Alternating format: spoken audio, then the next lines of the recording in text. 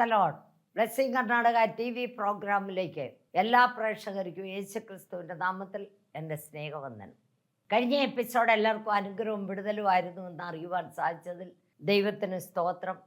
ഇനി ഞാൻ നിങ്ങളോട് സംസാരിക്കുവാൻ ഇഷ്ടപ്പെടുന്ന വിഷയം ദൈവത്തിലുള്ള ഭയഭക്തി.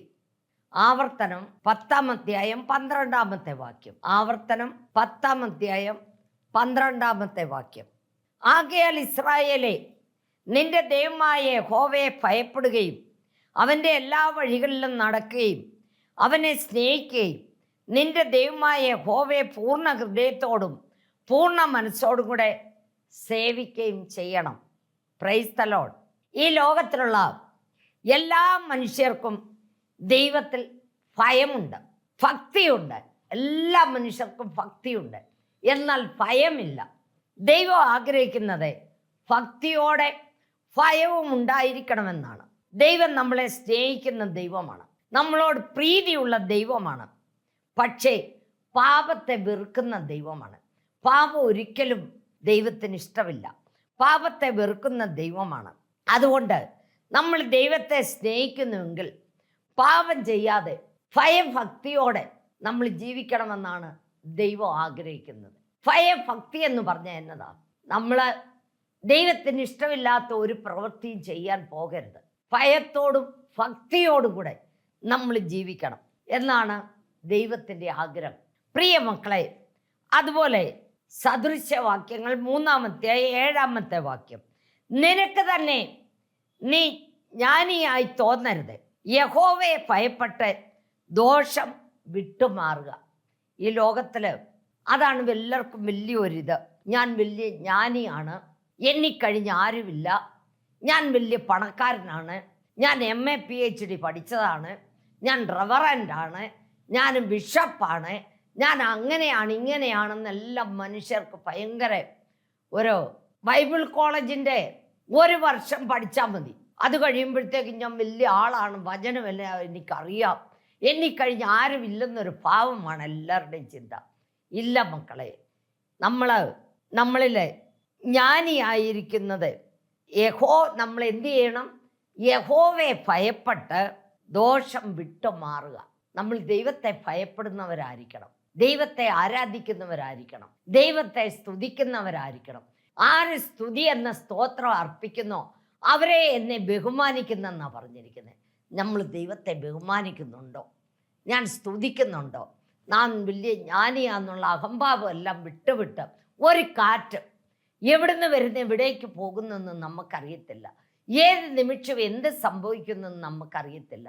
ഇരിക്കുന്ന അത്രയും കാലം നമ്മൾ ഭയഭക്തിയോടുകൂടെ ദൈവത്തെ സ്തുതിച്ചും ആരാധിച്ചും പ്രാർത്ഥിച്ചും ജീവിക്കുന്നവരായിരിക്കണം. അതുപോലെ തന്നെ ജോബ് 1-ാം അധ്യായം 1-ാമത്തെ വാക്യം. അവൻ നിഷ്കളങ്കനും നേരുള്ളവനും ദൈവഭക്തനും ദോഷം വിട്ടകലുന്നവനും ആയിരുന്നു.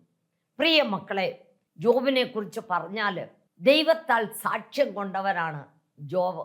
അവൻ നിഷ്കളങ്ക ഹൃദയമുള്ളവനായിരുന്നു, അവൻ നേരുള്ളവനായിരുന്നു, അതുപോലെ തന്നെ ദൈവഭക്തനുമായിരുന്നു, ദോഷം വിട്ടകലുന്നവനുമായിരുന്നു. അവൻ യാതൊരു ദോഷവും ദൈവത്തിന് വിരുദ്ധമായിട്ട് യാതൊന്നും പ്രവർത്തിക്കുകയോ ഒന്നും ചെയ്തില്ല. അവൻ ഭയങ്കര ധനവാനായിരുന്നു, ധനാട്യനായിരുന്നു. അവനങ്ങനെ അവൻ്റെ മൃഗസമ്പത്തുകൾ തന്നെ നമ്മൾ വായിച്ചു നോക്കിയാൽ ഭയന്നു പോകും. അത്രയും മൃഗങ്ങളെ മേയ്ക്കുവാൻ തന്നെ അവൻ എത്രയോ കൂലിക്കാരും എന്തുമാത്രം ആൾക്കാരും ജോലിക്കാരും മക്കളും മക്കളുടെ മക്കളും എല്ലാമായിട്ട് എന്തുമാത്രം ആൾക്കാർ, 10 മക്കൾ, 7 ആണും 3 പെണ്ണും, അങ്ങനെ എല്ലാ വിധത്തിലും ജീവിച്ചുകൊണ്ടിരുന്ന ദൈവപുത്രന്മാർ ദൈവത്തിൻ്റെ അടുത്ത് നിൽക്കാനായിട്ട് ചെന്ന ഉടനെ ആ കൂടെ ആര് പോയി? സാത്താനും കൂടെ പോയി. സാത്താനോട് ദൈവം ചോദിക്കുന്നു, നീ എവിടെ പോയിട്ട് വരുന്നു? ഞാൻ ലോകമെല്ലാം ഊടാടി സഞ്ചരിച്ച് വരികയാണെന്ന് പറയുന്നു. അപ്പോൾ ദൈവത്തിന് അറിയാം ഇവൻ ഇയ്യോബിന്മേലെ കണ്ണിട്ടെന്ന്. ഉടനെ ദൈവം ചോദിക്കുന്നു, നീ എൻ്റെ ഭക്തനായ ഇയ്യോബിന്മേലെ കണ്ണാക്കിയോ? ഉടനെ പറഞ്ഞു, നീ ചുറ്റും വേലി കെട്ടിയിരിക്കുകയല്ലേ, നീ വേലി ഒന്ന് എടുത്തു നോക്കാം, നിന്നെ ഉപേക്ഷിച്ച് പറയും എന്ന് പറഞ്ഞു. ദൈവത്തിനറിയാം എന്ത് സംഭവിച്ചാലും ഇയ്യോബിനെ തള്ളിപ്പറയത്തില്ല എന്നുള്ളത് ദൈവത്തിന് അറിയാമായിരുന്നു. നമ്മുടെ ഹൃദയങ്ങളെയും കൃതാന്തരങ്ങളെയും ശോധന ചെയ്യുന്ന ദൈവമാണ് നമ്മുടെ ദൈവം. നമ്മുടെ ഹൃദയത്തെ പരിശോധിക്കുവാനായിട്ട് മിഷനുകളുണ്ട്. പക്ഷെ നമ്മുടെ ഹൃദയത്തിലിരിക്കുന്ന ആലോചനകളെ ഒന്നും പരിശോധിക്കുവാൻ ഒരു മിഷനുമില്ല. അത് നമ്മുടെ ദൈവത്തിന് മാത്രമേ സാധിക്കത്തുള്ളൂ. പ്രിയ മക്കളെ, ഉടനെ ഈ സാത്താൻ പറയുന്നു, നീ വേലിയൊന്ന് പൊളിച്ചു നോക്കിക്കേ, നിന്നെ അവൻ തള്ളിപ്പറയുമെന്ന്. ഉടനെ ദൈവം അവൻ്റെ വേലി മാറ്റിക്കൊടുത്തു. എന്നിട്ട് അവനോട് പറഞ്ഞു, നീ അവൻ്റെ ആത്മാവിനെ മാത്രം തൊടാൻ നിനക്ക് അധികാരമില്ലെന്ന്. അങ്ങനെ പറഞ്ഞ് അവൻ്റെ മക്കളെല്ലാം മരിച്ചുപോയി. അവനുള്ള സകല മൃഗങ്ങളും ചത്തുപോയി. അവനുള്ള സകല ആസ്തികളും ചുട്ടുപോയി. ഒന്നുമില്ലാതായി. ഓരോരുത്തർ ഓടി വന്ന് അവനോട് പറയുന്നു. കുറച്ച് 2-3 ദിവസം കഴിഞ്ഞപ്പോഴത്തേക്ക് ഇവൻ്റെ ശരീരം മുഴുവൻ പുണ്ണു വന്ന് രക്തവും പഴുപ്പും ശരീരത്തോട് ഒഴുകാൻ തുടങ്ങി. അവൻ തെങ്ങിൻ്റെ ചിരട്ടയെടുത്തും ഓടിൻ്റെ കഷ്ടമെടുത്തും ദേഹമെല്ലാം ചൊറിയുവാനും തൊലിയെല്ലാം പോയി. ആ സമയത്ത് അവൻ്റെ ഭാര്യ പറയാണ്, ഇത്രയെല്ലാം ആയിട്ടും നീ ദൈവമെന്നും പറഞ്ഞ് നടക്കുന്നു. ദൈവത്തെ തള്ളിപ്പറഞ്ഞ് നീ പോയി ചാക. ഉടനെ അവൻ പറയുന്നു, നീ ഒരു പൊട്ടി സംസാരിക്കുന്ന പോലെ സംസാരിക്കുന്ന എന്താ? നമ്മൾ നന്മ മാത്രം അനുഭവിച്ചാൽ മതിയോ? തിന്മയും അനുഭവിക്കണ്ടേ? അവൻ്റെ ഹൃദയം എത്ര വലിയ നല്ല ഹൃദയമാണെന്ന് നോക്കിയേ. നമ്മളാണെങ്കിൽ പറയും, അയ്യോ, ഞാൻ ഇത്രയും ദൈവത്തെ ആരാധിച്ചു, ദൈവത്തെ സ്തുതിച്ചു, ഇതെല്ലാം ആയിട്ടും എനിക്ക് ഇങ്ങനെ സംഭവിച്ചല്ലോ, എൻ്റെ കുഞ്ഞുങ്ങളെല്ലാം പോയി, എൻ്റെ ആസ്തി, എനിക്കിരുന്ന എല്ലാ സമ്പത്തുകളും പോയി, എനിക്കൊന്നുമില്ലല്ലോ, അയ്യോ, ഞാൻ എന്തിന് ദൈവത്തെ സ്നേഹിച്ചു, എന്തിന് ദൈവത്തെ ആരാധിക്കുന്നു, അയ്യോ, ദൈവം ഉണ്ടോ എന്ന് തന്നെ നമ്മൾ ചോദിക്കും. അവൻ അതേസമയം അങ്ങനെ ചോദിച്ചില്ല. മക്കളെ, നീ ഒരു പൊട്ടി സംസാരിക്കുന്ന പോലെ സംസാരിക്കുന്നത്.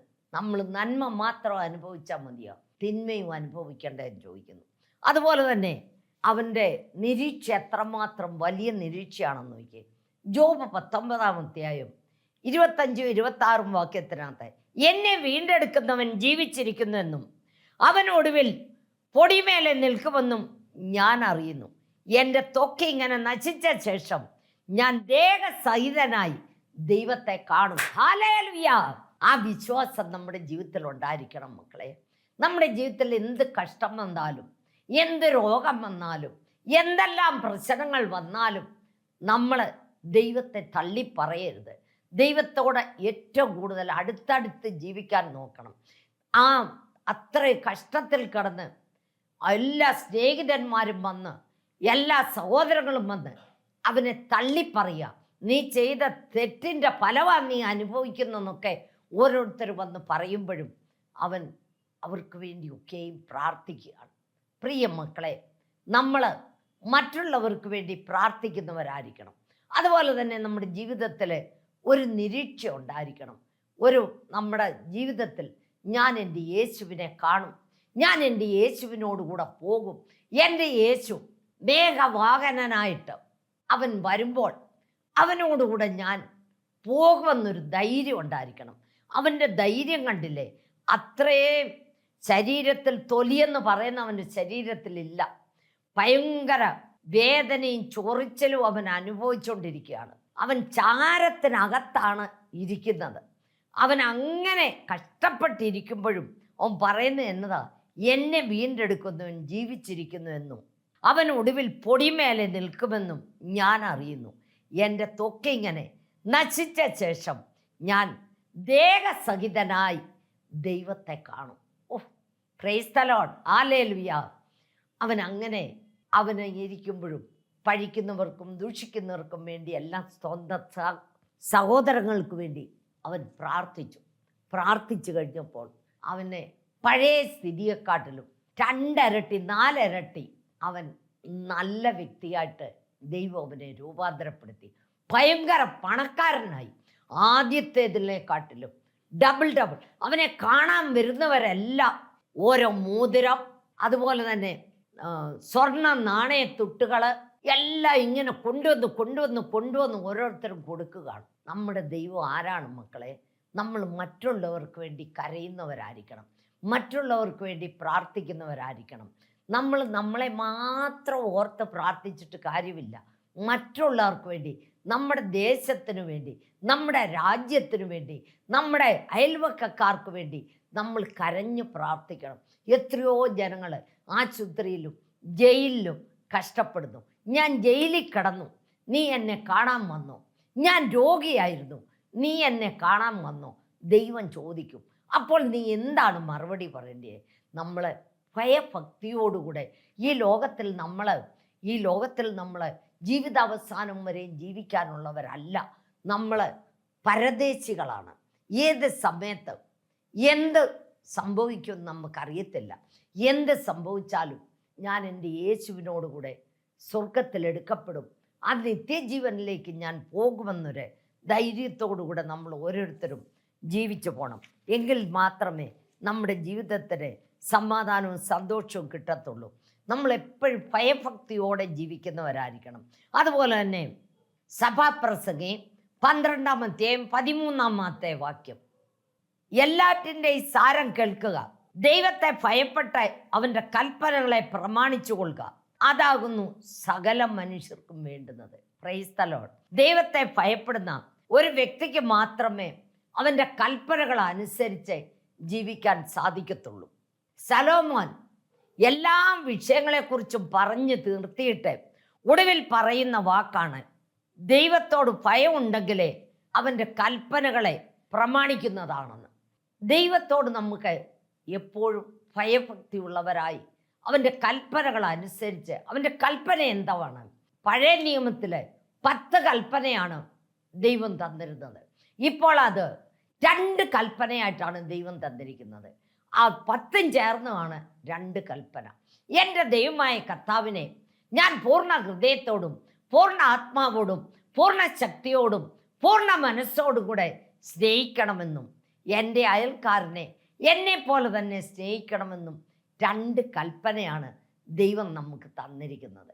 അത് നമ്മൾ പ്രമാണിക്കുന്നുണ്ടോ എന്ന് നമ്മളെ തന്നെ ശോധന ചെയ്ത് നോക്ക്. അവൻ്റെ കൽപ്പനകളെ പ്രമാണിക്കുന്നതാണ് ഏറ്റവും നല്ല അനുഗ്രഹം.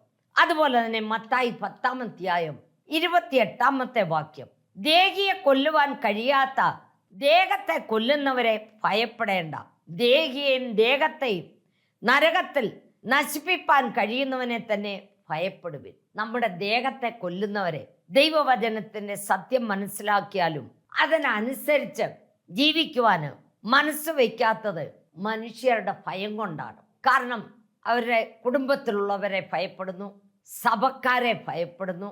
അങ്ങനെ പലരെയും ഭയപ്പെട്ട് ജീവിക്കുന്നവരാണ് പലരും. പ്രിയ മക്കളെ, നമ്മൾ ആരെയും ഭയപ്പെടരുത്. മനുഷ്യ ഭയം ഒരു കണിയാണ്. നാം ദൈവവചനത്തിന്റെ സത്യം മനസ്സിലാക്കുമ്പോൾ ആ വചനത്തിന്റെ സത്യം മനസ്സിലാക്കി ജീവിക്കുന്നവരായിരിക്കണം. നമ്മൾ വചനം വായിക്കണം, വചനം ധ്യാനിക്കണം, വചനാനുസരണമാക്കി നമ്മൾ ഓരോരുത്തരും ജീവിക്കണം. നമ്മൾ ആരെ ഭയപ്പെടാൻ പാടില്ല. ഭയത്തിന്റെ ആത്മാവല്ല എൻ്റെ ദൈവത്തിൻ്റെ ആത്മാവ്. എൻ്റെ ദൈവത്തിൻ്റെ ആത്മാവ് എന്താ ആത്മാവാണ്? ധൈര്യത്തിൻ്റെ ആത്മാവാണ്. ധൈര്യം. നമ്മൾ ഭയഭക്തിയോടുകൂടെ ദൈവത്തെ അനുസരിച്ച് സ്വർഗരാജ്യത്തിൽ എനിക്ക് പോകണം, ആ ഒരു ചിന്ത നമ്മുടെ ജീവിതത്തിൽ ഉണ്ടായിരിക്കണം. ഇങ്ങനെ ഭയഭക്തിയോടെ ജീവിക്കുന്ന ഒരു വ്യക്തിക്ക് മാത്രമേ സ്വർഗരാജ്യത്തിൽ പോകാൻ സാധിക്കത്തുള്ളൂ. ആത്മാവിനെയും ശരീരത്തെയും നരകത്തിൽ തള്ളിക്കളയുന്നവനെ നമ്മൾ ഭയപ്പെട്ട് ജീവിക്കണം. നമ്മളെ മനുഷ്യരെ ഭയപ്പെടണ്ട. അവർ നമ്മളെ കൊന്നാൽ നമ്മുടെ ഈ ശരീരത്തെ മാത്രം കൊല്ലത്തുള്ളൂ, ആത്മാവിനെ അവർക്ക് കൊല്ലാൻ സാധിക്കത്തില്ല. അതേസമയം ദൈവം നമ്മളെ ശരീരത്തെയും ആത്മാവിനെയും കൊന്ന് നരകത്തിൽ തള്ളിക്കളയുന്നവനെ നമ്മൾ ഭയപ്പെടണമെന്നാണ് വചനം പറയുന്നത്. അതുപോലെ 1 പത്രോസ് 1-17 വാക്യം, മുഖപക്ഷം കൂടാതെ ഓരോരുത്തൻ്റെ പ്രവൃത്തിക്ക് തക്കവണ്ണം ന്യായം വിധിക്കുന്നവനെ നിങ്ങൾ പിതാവെന്ന് വിളിക്കുന്നുവെങ്കിൽ നിങ്ങളുടെ പ്രവാസകാലം ഭയത്തോടെ കഴിപ്പീൻ. ഈ ലോകത്തിലെ ജഡ്ജികളൊക്കെ മുഖപക്ഷം നോക്കിയും രൂപയുടെ മേളിലുമാണ് കൂലി വാങ്ങി ന്യായത്തെ മറിച്ച് കളയും. എന്നാൽ യാതൊരു മുഖപക്ഷവും നോക്കാതെ ന്യായം തീർക്കുന്ന ദൈവത്തെയാണ് നാം സേവിക്കുന്നത്. അത് നമ്മൾ മറന്നു പോകരുത്. ഓരോരുത്തരുടെ പ്രവൃത്തിക്കനുസരിച്ച് തക്ക പ്രതിഫലം വാങ്ങാൻ നാം ദൈവത്തിൻ്റെ ന്യായാസനത്തിന് മുമ്പിൽ നിൽക്കേണ്ടിയവരാണ്. അതുകൊണ്ട് നമ്മുടെ ഈ പ്രവാസകാലം നമ്മൾ എങ്ങനെ ജീവിക്കണം? ഭയത്തോടും ഭക്തിയോടും കൂടെ ജീവിക്കുന്നവരായിരിക്കണം. നമ്മളിവിടെ സ്ഥിര താമസക്കാരല്ല. ഏത് ദിവസം നമ്മളെ വിളിച്ചാലും നമ്മൾ പോകണം. അയ്യോ, എൻ്റെ മക്കൾ ഇവിടെ ഇല്ല, അവർ കാനഡയിലാണ്, ആസ്ട്രേലിയയിലാണ്, അമേരിക്കയിലാണ്, ഞാൻ കുറച്ച് ദിവസം കഴിഞ്ഞിട്ട് വരാമെന്ന് പറഞ്ഞാൽ നമ്മുടെ ദൈവം കേൾക്കുമോ? ഇല്ല. അവൻ വണ്ടി അയക്കും, വണ്ടിയെ കയറിക്കോണം. ഒരു സെക്കൻഡ് പോലും താമസമില്ല. നമുക്ക് തന്നെ അറിയത്തില്ല ഏത് സമയത്ത് എന്ത് സംഭവിച്ചാലും. നമ്മുടെ ജീവിതത്തിൽ ആ ഇയ്യോബിനുണ്ടായ നിരീക്ഷ നമ്മുടെ ജീവിതത്തിൽ ഉണ്ടായിരിക്കണം. ഭയഭക്തിയോടെ നമ്മൾ ജീവിക്കുന്നവരായിരിക്കണം. ഭയഭക്തിയോടെ ജീവിച്ചാൽ നമ്മൾ ഏത് സമയത്ത് ദൈവം നമ്മളെ വിളിച്ചാലും പോകാൻ നമ്മൾ റെഡിയുള്ളവരായിട്ട് കാത്തിരിക്കുന്നവരായി തീർക്കണം. അതുപോലെ തന്നെ സങ്കീർത്തനം 147:11 വാക്യം, തന്നെ ഭയപ്പെടുകയും തൻ്റെ ദയയിൽ പ്രത്യാശ വയ്ക്കുകയും ചെയ്യുന്നവരിൽ യഹോവ പ്രസാദിക്കുന്നു. കണ്ടോ, ആരിലാണ് യഹോവ പ്രസാദിക്കുന്നത്? തന്നെ ഭയപ്പെടുകയും തൻ്റെ ദയയിൽ പ്രത്യാശ വയ്ക്കുകയും ചെയ്യുന്നവരിൽ യഹോവ പ്രസാദിക്കുന്നു. ദൈവം പ്രസാദിക്കുന്നത് തന്നെ ഭയപ്പെടുകയും തൻ്റെ ദയയിൽ പ്രത്യാശ വയ്ക്കുകയും ചെയ്യുന്നവരെയാണ് ദൈവം, അവരിലാണ് ദൈവം പ്രസാദിക്കുന്നത്. അതുപോലെ തന്നെ സദൃശവാക്യങ്ങൾ 22-4 വാക്യം, താഴ്മയ്ക്കും യഹോവ ഭക്തിക്കുമുള്ള പ്രതിഫലം ധനവും മാനവും ജീവനുമാകുന്നു. പ്രിയ മക്കളെ, നമ്മൾ ജീവിക്കുമ്പോൾ താഴ്മയോടും വിനയത്തോടും കൂടെ ജീവിക്കണം. നിന്റെ പണമോ പദവിയോ എല്ലാം കണ്ട് നീ അഹങ്കരിക്കരുത്. അഹങ്കരിച്ചോണ്ട് എന്താ പ്രയോജനം? 36 വർഷമുള്ള ഒരു മനുഷ്യൻ കഴിഞ്ഞ് ഏതോ ഒരു അസുഖം വന്ന് മരിച്ചു. ശവം പോലും കാണാനായിട്ട് ഭാര്യയ്ക്ക് ഒത്തില്ല, മക്കൾക്ക് ഒത്തില്ല, അവരെ വിട്ടുമില്ല. ചാക്കിനകത്ത് പൊതിച്ചോണ്ട് വരുന്ന പോലെ പൊതിഞ്ഞോണ്ട് വന്ന് ഒരു കുഴി വെട്ടി കുഴിയുടെ അകത്തിട്ട്. നമ്മുടെ ജീവിതം അത്രേ ഉള്ളൂ മക്കളെ. അതുകൊണ്ട് നമ്മൾ ഭയഭക്തിയോടുകൂടെ ജീവിക്കണം. അതുപോലെ തന്നെ നമ്മുടെ കേരളത്തിൽ ഞങ്ങളുടെ വീടിൻ്റെ അടുത്ത് ഞങ്ങളെല്ലാ വീട്ടിൽ പോവുകയും വരികയും ചെയ്യുന്ന ഒരു വീടാണ്. പണ്ട് ഞങ്ങളുടെ ചെറുപ്പത്തിൽ അവിടെ പോയി പ്രാർത്ഥിക്കുകയൊക്കെ ചെയ്തുകൊണ്ടിരുന്നത്. അവിടെ ഒരു മകൻ മരിച്ചു. സൗദി അറേബ്യ ജോലിയും കഴിഞ്ഞ് വന്നതാണ്. ആ കുഞ്ഞിൻ്റെ ശവത്തിലൊന്ന് ഉമ്മ കൊടുക്കാൻ പോലും ആരെക്കൊണ്ടും സാധിച്ചില്ല, സാധിപ്പിച്ചുമില്ല. പ്രിയ മക്കളെ, നമ്മൾ അഹങ്കരിക്കുന്ന എന്തിനാണ്? നമ്മൾ ഇരിക്കുന്ന അത്രയും കാലം താഴ്മയോടും വിനയത്തോടും കൂടെ നമ്മൾ ജീവിക്കുന്നവരായിരിക്കണം. നമ്മൾ ദൈവഭക്തി ഉള്ളവരുമായി ജീവിച്ചാൽ നമുക്ക് ധനവും മാനവും നിത്യജീവനും തരാമെന്നാണ് പറയുന്നത്. നമുക്ക് നിത്യജീവൻ വേണം. അതിനുവേണ്ടിയാണ് നമ്മൾ ഈ കഷ്ടപ്പെടുന്നതും ഓടുന്നതും മറ്റുള്ളവരുടെ ചീത്തവിളി കേൾക്കുന്നതും മറ്റുള്ളവർ തല്ലാൻ വരുന്നതും കാർ അടിച്ചു പൊട്ടിച്ചാലും എന്ത് ചെയ്താലും സഹിച്ചും ക്ഷമിച്ചും കർത്താവിൻ്റെ വേല ചെയ്യുന്നത് ആ നിത്യജീവനിൽ ചെന്നു ചേരണം. അതൊരാഗ്രഹം മാത്രമാണ്. നിത്യജീവനും തരാമെന്നാണ് പറഞ്ഞത്. നന്മയും കരുണയും നമ്മുടെ പുറകെ വരും. നമ്മൾ ഒന്നും തേടിപ്പോകേണ്ട ആവശ്യമില്ല. പ്രിയ മക്കളെ, ഈ ലോകത്തിൽ മുമ്പേ അവൻ്റെ രാജ്യവും നീതിയും അന്വേഷിപ്പിൻ, അതോടെ നിനക്ക് സകലവും തരാമെന്നാണ് പറഞ്ഞിരിക്കുന്നത്. നമ്മൾ ദൈവത്തെ സ്തുതിക്കുകയും ആരാധിക്കുകയും പ്രാർത്ഥിക്കുകയും, ഇയ്യോബ് മറ്റുള്ളവർക്ക് വേണ്ടി സഹോദരങ്ങൾക്ക് വേണ്ടി പ്രാർത്ഥിച്ചപ്പോൾ അവനെ ഇരട്ടിക്കിരട്ടി അനുഗ്രഹം ദൈവം കൊടുത്തു. പ്രിയ മക്കളെ, നിങ്ങളും മറ്റുള്ളവർക്ക് വേണ്ടി പ്രാർത്ഥിക്കുക, കരയുക, ദൈവസന്നിധിയിൽ താഴ്ത്തിയേൽപ്പിക്കുക. നമുക്ക് വേണ്ടിയത് താഴ്മയാണ്. നമ്മൾ താഴ്മയുള്ളവരും ഭയഭക്തി ഉള്ളവരുമായി ജീവിച്ചാൽ നമുക്ക് ധനവും മാനവും നിത്യജീവനും തരാമെന്നാണ് പറയുന്നത്. നന്മയും കരുണയും നമ്മുടെ ആയുഷ്കാലമൊക്കെയും പിന്തുടരുമെന്നാണ് പറഞ്ഞിരിക്കുന്നത്. മുമ്പിലോട്ടല്ല പോകുന്നത്, പുറകെ വരികയാണ്. നമ്മൾ മുമ്പേ അവൻ്റെ രാജ്യവും നീതിയും അന്വേഷിപ്പിൻ, അതോടെ നിനക്ക് സകലവും നിനക്ക് കാറും തരും, വീടും തരും, ജോലിയും തരും, നിന്റെ വിവാഹവും നടക്കും, നിനക്ക് മക്കളും തരും. നിനക്ക് യാതൊന്നിൻ്റെ കുറവ് ദൈവം വരുത്തത്തില്ല. നീ ഒരു ദൈവമകളായിരിക്കണം, ദൈവമകനായിരിക്കണം. ദൈവമേ എന്ന് വിളിച്ചിട്ട് കാര്യമില്ല. അവൻ്റെ രാജ്യവും നീതിയും അന്വേഷിപ്പിൻ, അതോടെ ഞാൻ നിനക്ക് സകലവും തരാമെന്നാണ് പറഞ്ഞിരിക്കുന്നത്. നമ്മൾ ഭയഭക്തിയോടെ താഴ്മയോടും ജീവിക്കുന്നവരായിരിക്കണം. അങ്ങനെ താഴ്മയോടെ ജീവിക്കുന്നവർക്കാണ് ധനവും മാനവും ജീവനും. Praise the Lord, hallelujah. ജീവനും നന്മയും കരുണയും നമ്മുടെ ആയുഷ്കാലമൊക്കെയും നമ്മളെ പിന്തുടരും. സങ്കീർത്തനം 23:6 വാക്യത്തിൽ നന്മയും കരുണയും എൻ്റെ ആയുഷ്കാലമൊക്കെയും എന്നെ പിന്തുടരും. ഞാൻ യഹോവയുടെ ആലയത്തിൽ ദീർഘകാലം വസിക്കും. Hallelujah, praise the Lord. നമ്മൾ ദൈവത്തിൻ്റെ ആലയത്തിൽ, ദാവീദിനോട് നമുക്ക് ആലയത്തിൽ പോകാമെന്ന് പറഞ്ഞ ഉടനെ അയ്യോ, അവൻ്റെ സന്തോഷം കണ്ടില്ലേ? അവനൊരു രാജാവാണ്, എന്നിട്ട് പോലും ഭയങ്കര സന്തോഷത്തോടു കൂടെയാണ് അവൻ ആലയത്തിലേക്ക് പോയത്. അതുപോലെ നമ്മുടെ ജീവിതത്തിലും നമ്മുടെ പുറകെയാണ് നന്മയും കരുണയും വരുന്നത്. നമ്മൾ മുമ്പേ ദൈവത്തിൻ്റെ മുഖം നോക്കിക്കൊണ്ട് എൻ്റെ പാപത്തിനു വേണ്ടി, എൻ്റെ രോഗത്തിനു വേണ്ടി, എൻ്റെ ശാപത്തിനു വേണ്ടി എൻ്റെ യേശു ക്രൂശന്മേൽ ഒരു തൊട്ട് രക്തമില്ലാതെ എനിക്ക് വേണ്ടി ഒഴുക്കി മരിച്ചടക്കപ്പെട്ടു 3-ാം ദിവസം ഉയർത്തെഴുന്നേറ്റ് ജീവിക്കുന്ന ദൈവമെന്ന് നമ്മൾ എന്ത് ചെയ്യണം? വിശ്വസിക്കണം. നമ്മുടെ ദൈവം ജീവിക്കുന്ന ദൈവമാണ്, ചത്ത ദൈവമല്ല. നമ്മുടെ ദൈവം മരിച്ച് മണ്ണുപാലായി പോയില്ല. നമ്മുടെ ദൈവം ജീവിക്കുന്ന ദൈവമാണ്. ആ ജീവിക്കുന്ന ദൈവത്തെ നമ്മൾ ആരാധിക്കുകയും സ്തുതിക്കുകയും ഭയഭക്തിയോടെ ജീവിക്കുകയും ചെയ്താൽ ദൈവം നമ്മളെ ഓരോരുത്തരെയും അനുഗ്രഹിക്കും. കഴിഞ്ഞ ഒരു ദിവസം ഒരു സാക്ഷി പറയാൻ ആഗ്രഹിക്കുന്നു. അതായത്, എനിക്ക് ഇടുക്കി ഡിസ്ട്രിക്റ്റിൽ നിന്ന് ഒരു ഫോൺ വന്നു. 76 വയസ്സുള്ള ഒരു അപ്പച്ചനാണ്. ആ അങ്കിള് കരയുന്ന കണ്ടിട്ട് എനിക്ക് സഹിക്കാനും ക്ഷമിക്കാനും പറ്റിയില്ല. അത്രയും പ്രായമുള്ള മനുഷ്യർ കരയുമ്പോൾ, ചെറുപ്പക്കാർ കരയുകയാണെങ്കിൽ നമുക്കൊരു ദുഃഖം വരത്തില്ല.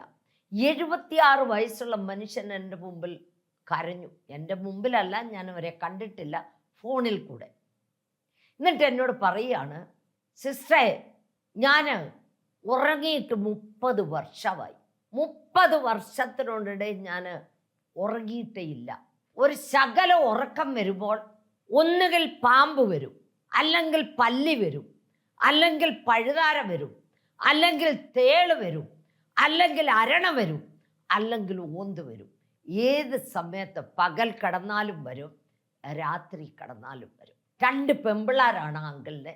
2 പെൺപിള്ളാരിൽ ഒരു പെൺകുഞ്ഞിനെ സ്കൂളിൽ ചേർക്കാനായിട്ട് കൊണ്ടുപോയപ്പോൾ ഒരച്ഛനെടുത്തൊരു പുസ്തകം കൊടുത്തെന്ന് പറഞ്ഞു വായിക്കാനായിട്ട്. അതെല്ലാം കന്യാമറിയാമിനെ കുറിച്ചുള്ള പുസ്തകമായിരുന്നു. ഈ അങ്കിള് കത്തോലിക്കനാണെങ്കിലും ഈ അങ്കിള് ദൈവമായിട്ട് ഒത്തിരി അടുത്ത് വചനം വായിച്ച് വചനം ഹൃദയത്തിൽ സംഗ്രഹിച്ച് അതെപ്പോഴും ഉരുവിട്ട് നടക്കുന്ന ഒരു വ്യക്തിയായിരുന്നു. അങ്കിൾ ഉടനെ പറഞ്ഞു, എനിക്ക് ഈ പുസ്തകം വായിക്കുന്നതിൽ സന്തോഷം വരുന്നില്ല. ഞാൻ എൻ്റെ യേശുവിനോടാണ് എല്ലാ കാര്യവും പറയുകയെടുക്കുന്നത്. ഉടനെ ആ മനുഷ്യന് ദേഷ്യം വന്നിട്ട്, ആരാന്നൊന്നും ഞാൻ പറയുന്നില്ല, അകത്തോട്ട് പോയിട്ട് വെളിയിലോട്ട് വന്ന് കുരിശ് വരയ്ക്കുന്ന ഇവിടാണ്. കുരിശ് വരയ്ക്കുന്നത് പുറകിൽ കുരിശ് വരച്ച് തലയിട്ട് കറക്കി 10 മിനിറ്റ് ഏതാണ്ട് പറഞ്ഞെന്ന് പറയുന്നു. അന്ന് തൊട്ടാണ് ഈ അങ്കിളിന് ഈ കഷ്ടം. ആ പെൺകുട്ടിക്കാണേലും നല്ലതായിട്ട് പഠിക്കാനോ ഭയങ്കര കഷ്ടം ആ പെൺകുട്ടിക്കുണ്ടെങ്കിലും അവൾ പഠിച്ച് അവൾ നേഴ്സായി. അവളുടെ ജീവിതത്തിൽ ഭയങ്കര കഷ്ടമാണ്. അതെല്ലാം അങ്കിള് പറഞ്ഞ് എൻ്റെ അടുത്ത് കരഞ്ഞു. ഞാൻ അങ്കിളിനോട് പറഞ്ഞു, അങ്കിള് വിഷമിക്കണ്ട. അങ്കിള് സത്യദൈവത്തെ അല്ലേ ആരാധിക്കുന്നത്? ഒരു ഗ്ലാസ് വെള്ളം എടുത്തോണ്ട് വരാൻ പറഞ്ഞു. ചില വെളിച്ചെണ്ണ എടുത്തോണ്ട് വരാൻ പറഞ്ഞു. വെളിച്ചെണ്ണ കയ്യിൽ ഒഴിക്കാൻ പറഞ്ഞു. ആ വെളിച്ചെണ്ണയ്ക്ക് വേണ്ടി ഞാൻ പ്രാർത്ഥിച്ചിട്ട് പറഞ്ഞു, അങ്കിളിൻ്റെ തലമുടി മുതൽ ഉള്ളങ്കാല് വരെ ഓടിക്കാൻ പറഞ്ഞു. യേശുവിൻ രക്തം എന്ന് പറഞ്ഞ് ഓടിക്കാൻ പറഞ്ഞു. ഞാൻ ആ സമയത്തെല്ലാം അന്യഭാഷയിൽ ഇങ്ങനെ പ്രാർത്ഥിച്ചുകൊണ്ട് നിന്നു. ആ സമയത്ത് എന്നിട്ട് ആ അങ്കിളിനോട് പറഞ്ഞു, ആ വെള്ളം പ്രാർത്ഥിച്ചു കൊടുത്തിട്ട് ആ വെള്ളവും കുടിക്കാൻ പറഞ്ഞു. അങ്ങനെ അത് 2 ചെയ്തു. ഞാൻ ഫോൺ വെച്ചു. 2 ദിവസം കഴിഞ്ഞപ്പോൾ എനിക്ക് ഫോൺ വന്നു, സിസ്റ്ററെ, ഞാൻ സുഖമായിട്ട് ഉറങ്ങി. ഈ 2 രാത്രിയും എനിക്കൊരു പാമ്പും വന്നില്ല, അരണയും വന്നില്ല, ഒന്നും വന്നില്ല. ഞാൻ നല്ല ഇതായിട്ട് ഉറങ്ങി. നമ്മുടെ ദൈവം ആരാണ് മക്കളെ? എനിക്ക് വല്ലതും ചെയ്യാൻ പറ്റുമോ? ഞാൻ ആ മനുഷ്യനെ കണ്ടിട്ടില്ല. അയാളുടെ പ്രായത്തെ മാനിച്ച് ഞാൻ ആ മനുഷ്യന് വേണ്ടി പ്രാർത്ഥിച്ചു. എൻ്റെ ദൈവത്തോട് ഞാൻ കരഞ്ഞു വിളിച്ച് പ്രാർത്ഥിച്ചു. ദൈവമേ, 30 വർഷമായി ശരിയായിട്ട് ഉറങ്ങിയിട്ടെന്ന് പറയുന്നു, ഇന്ന് തന്നെ ഉറക്കം കൊടുക്കണമെന്നും പറഞ്ഞ് ഞാൻ പ്രാർത്ഥിച്ചു. അങ്ങനെ അവർക്ക് ഉറക്കം കിട്ടി. പ്രിയ മക്കളെ, നിങ്ങളുടെ ആവശ്യങ്ങൾ ദൈവസന്നിധിയിൽ പറയുക, ദൈവസന്നിധിയിൽ കരയുക. മുട്ടുകുത്താൻ പറ്റുന്നവർ മുട്ടുകുത്തുക. ഞാൻ നിങ്ങൾക്ക് വേണ്ടി പ്രാർത്ഥിക്കാൻ പോകുന്നു. നിങ്ങളുടെ പ്രാർത്ഥനാ വിഷയം എന്താണെന്നുള്ളത് അപ്പച്ചനറിയാം. അപ്പച്ചനോട് പറയുക. ഹല്ലേലൂയ, സ്തോത്രം, സ്തോത്രം, സ്തോത്രം. കരുണാസമ്പന്നൻ നിത്യനുമായ ഞങ്ങളുടെ വാഴ്ത്തപ്പെട്ട സ്വർഗസ്ഥ പിതാവേ, ദൂരത്തും ജാരത്തും ആയിരിക്കുന്ന മക്കളുമായിട്ട് നിന്റെ അടുത്ത് വരുന്നപ്പ അവരെ നീ അനുഗ്രഹിക്കണമേ. ആരും നാശമായി പോവാൻ നീ വിടല്ലപ്പ. തളർന്നും ക്ഷീണിച്ചു പോവാൻ നീ വിടല്ലപ്പ. ഏതെല്ലാം വിധത്തിൽ ജനങ്ങൾ കഷ്ടപ്പെടുന്നെന്ന് നിനക്കറിയാപ്പ. കൂടോത്തരങ്ങളാലും നേർച്ച കാഴ്ചകളാലും കർത്താവെ, ഏതെല്ലാം വിധത്തിൽ ജനങ്ങൾ കഷ്ടപ്പെടുന്നപ്പ അവരെ നീ ഈ നിമിഷമേ തൊടണമേ, ഈ നിമിഷമേ തൊടണമേ. സമ്പൂർണ്ണ വിടുതലിനെ കൊടുക്കണമേ കർത്താവേ, സമ്പൂർണ്ണ വിടുതലിനെ കൊടുക്കണമേ. നീ ജീവിക്കുന്ന ദൈവമാണപ്പ. നീ മരിച്ച മണ്ണും പാലായി പോയില്ലപ്പ. നീ ഇന്ന് ജീവിക്കുന്ന ദൈവമാണപ്പ. ഞങ്ങൾ നിന്നെ ആരാധിക്കുകയും സ്തുതിക്കുകയും ചെയ്യുന്ന മക്കളാണപ്പ. യേശുവേ, നിനക്ക് സ്തോത്രപ്പ. വീട് പണി പൂർത്തിയാക്കാത്തവരുടെ വീട് പണി പൂർത്തിയാക്കി കൊടുക്കണമേ. വിവാഹം നടക്കാത്ത മക്കളുടെ വിവാഹം നടത്തി കൊടുക്കണമേ കർത്താവേ. അതുപോലെ ഏതെല്ലാം വിധത്തിൽ കർത്താവേ ജനങ്ങൾ കഷ്ടപ്പെടുന്നു നീ കാണുന്നുണ്ടല്ലപ്പ. ഐസിയുലും വെന്റിലേറ്ററിലും എത്രയോ ജനങ്ങൾ കഴിയുന്നപ്പ. നീ അനുഗ്രഹിക്കണമേ കർത്താവേ, നീ അനുഗ്രഹിക്കണമേ.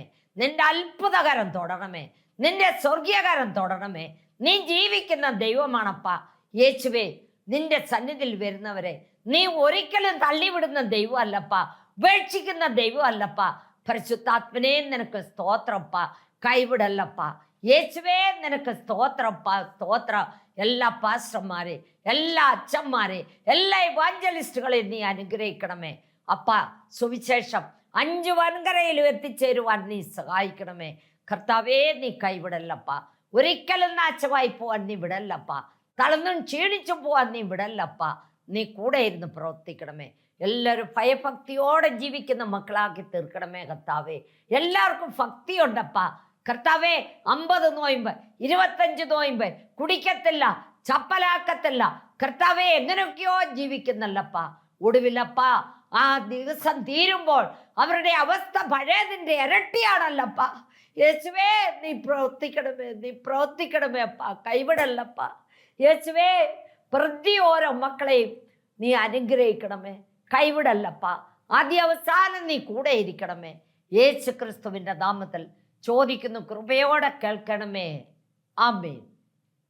നിങ്ങളുടെ പ്രാർത്ഥനയിൽ ഞങ്ങളെയും ഞങ്ങളുടെ കുടുംബത്തെയും ഞങ്ങളുടെ വേലയും ഞങ്ങളുടെ സഭയെ ഓർത്ത് പ്രാർത്ഥിക്കണമെന്ന് അപേക്ഷിക്കുന്നു.